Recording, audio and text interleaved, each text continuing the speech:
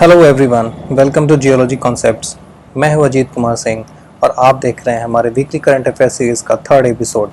इस एपिसोड के अंदर हमने सिर्फ दो टॉपिक लिए हैं, जिसमें एक हेलफायर मिसाइल है जो कि रिसेंटली यूज़ किया गया है यूएस के द्वारा, और the second topic is US China Taiwan tussle.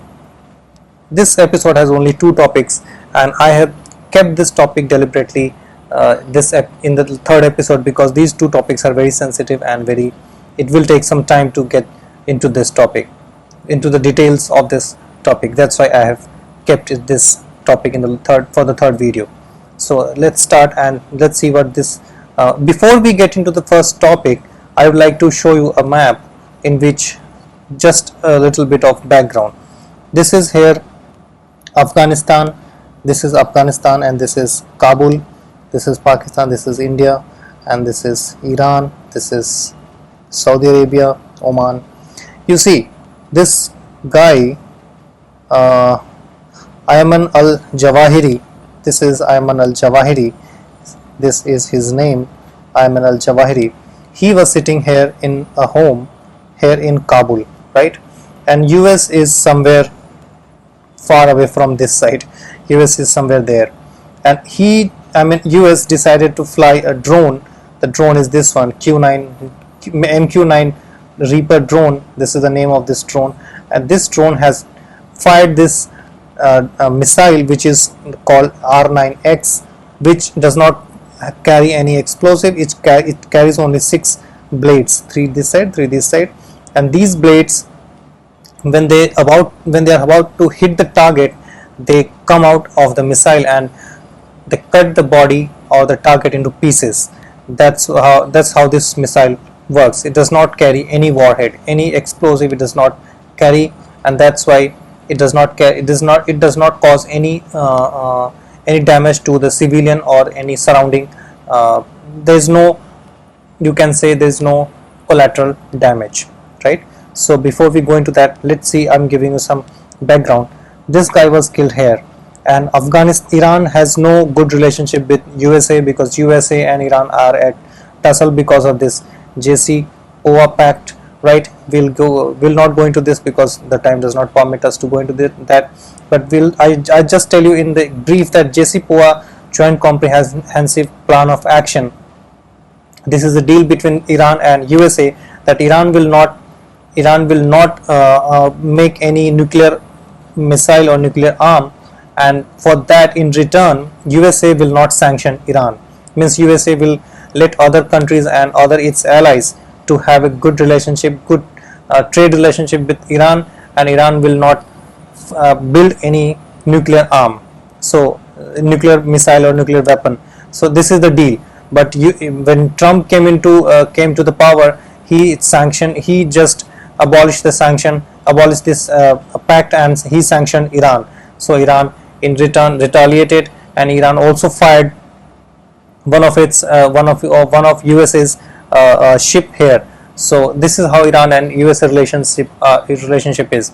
So obviously USA cannot use Iran for drone firing. So obviously Pakistan is the only country remaining here. Then these Central Asian countries, they do not have, if USA tries to go into these countries, these countries have actually good relationship with Russia and China. China is here, this is China and this is Russia, so they have good relationship with Russia and China. So USA cannot go into this for such a high value target operation. So USA is left with Saudi Arabia and Oman. So actually what happens, this type of drones cannot fly more than around 1500 kilometers.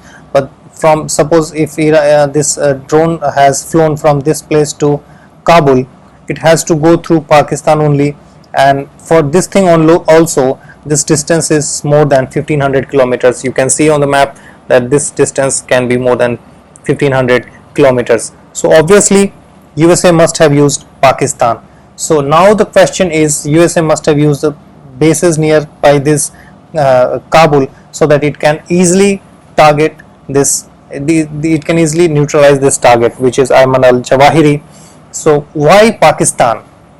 The reason is, and I will also tell you why the world chose not to bail out Sri Lanka and why it chose to bail out Pakistan. So the thing is, the Pakistan is a very weak state, right? It is going through economic crisis. It has FATF sanction. It has no currency. I mean, its currency value is depleting. The inflation is high, and it has no foreign exchange reserve. So Pakistan is almost bhikhari, right? So it goes to the IMF for loan. Like, you must have seen those memes, bhikhari. I mean, Katora Khan, Imran Khan has been. I mean, I'm just being little humorous, but Imran Khan has been called names like that. So, but the condition of Pakistan is this only. So that's why USA granted this. I mean, few days ago, USA granted, IMF granted actually 1.4 billion loan to Pakistan, and for that, in the return of that favor, Pakistan has decided to give actually all the information to CIA, and CIA executed Ayman Aljawahiri. So this is how it must have happened. So okay, fine. So we'll go into, this is actually the background, this some of the context. If you understand this, it will be easy for you people to understand how things happen in geopolitics. It is all about self-interest, and if it is actually the self-interest that runs the geopolitics. Fine. So the important thing is Hellfire R9X missile. This is very important for, I mean, this has so importance that in any coming examination this will be there in your question paper. So Hellfire R9X missile. So I have just told something about something about this to you, that this missile does not carry any explosives, and it has only 6 blades, which is the thing that kills the object. Actually, before the strike, these blades come out, and this kills, this tears apart, this cuts the body, the target into pieces. That's how that's how this effective this missile is. And this is a laser guided missile, so there is no chance of missing the target. So this is how USA neutralized Ayman Al-Zawahiri. Now something about this guy Ayman Al-Zawahiri. So you see, in India, the state, I mean the Indian state, has decided to accept that all the terrorists, I mean the terrorism takes birth where the poverty is, where the unemployment is, and blah blah blah, many things are there. But in reality, if you see, this guy is a surgeon, right? This guy is a surgeon.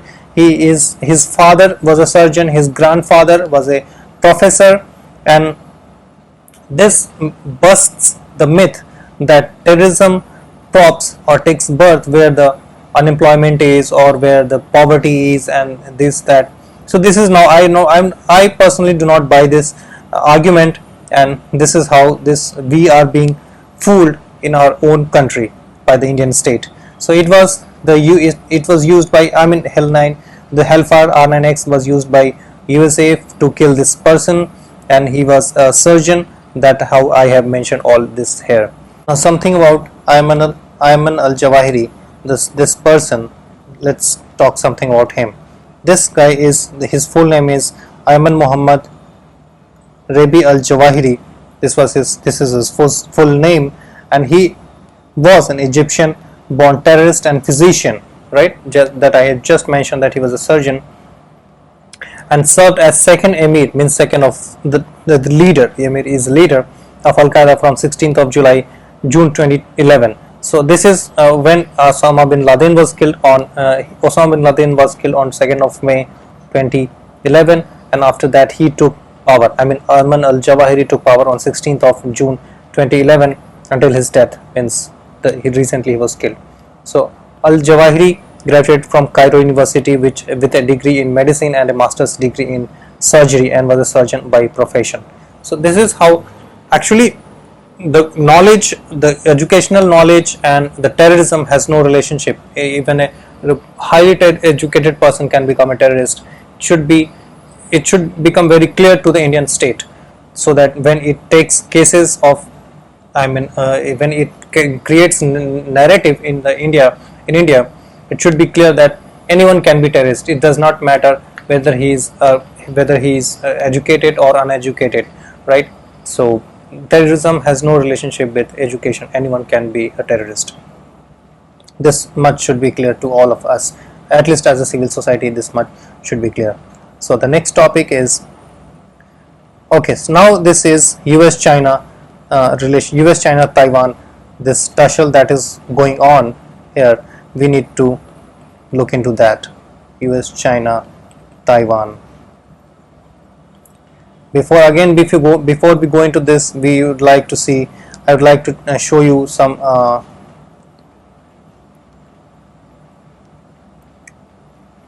okay, before we go into this, I would like to show you this an image, this map here. This is where Taiwan is located, right? It is quite close to China, mainland China.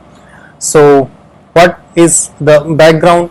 It is like 1949 PRC, यानी कि People's Republic of China came into being. Before 1949 it was a kingdom, but in the closing time to the 1949 there was a civil war. I mean the protest was going on, in which nationalists were supporting kingdom, right? And these nationalists are in Taiwan, and all those communists,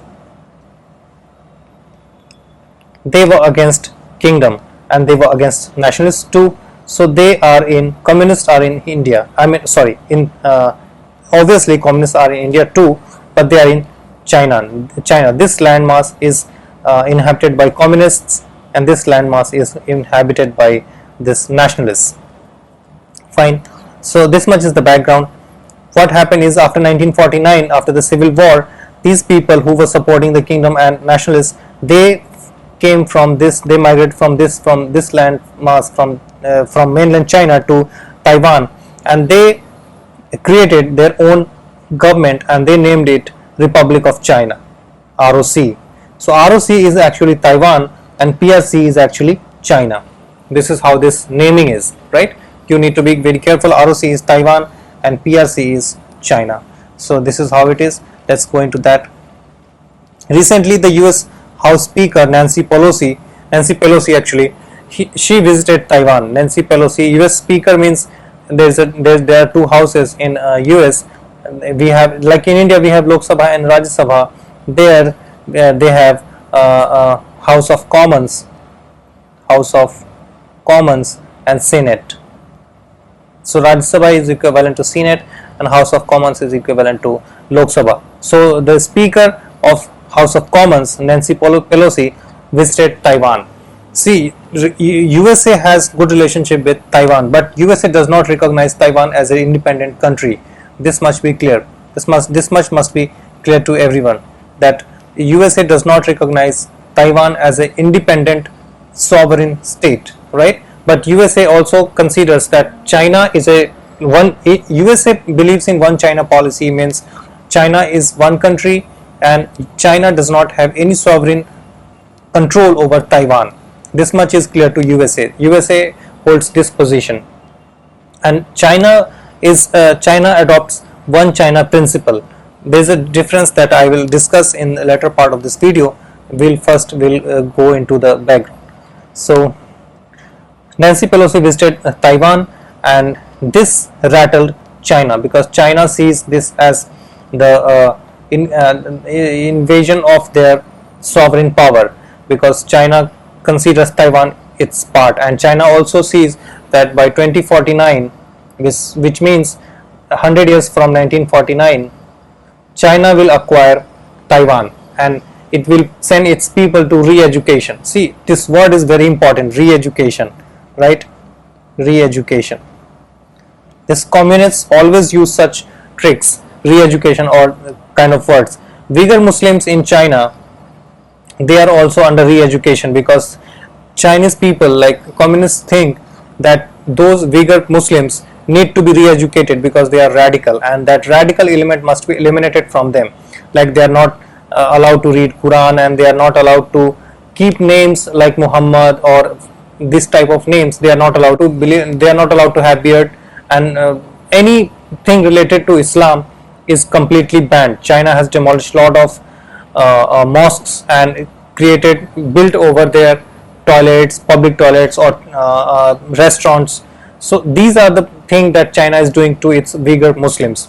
Same thing will China has decided, I mean it has threatened Taiwan, it will do with Taiwanese people when China acquires Taiwan. So this is the dream of China. So but USA and all other countries like India and other countries have a interest in Taiwan. Why? What are those interests? I'll tell you. So first of all, Taiwan was also called Formosa earlier. It also, its other name is Formosa.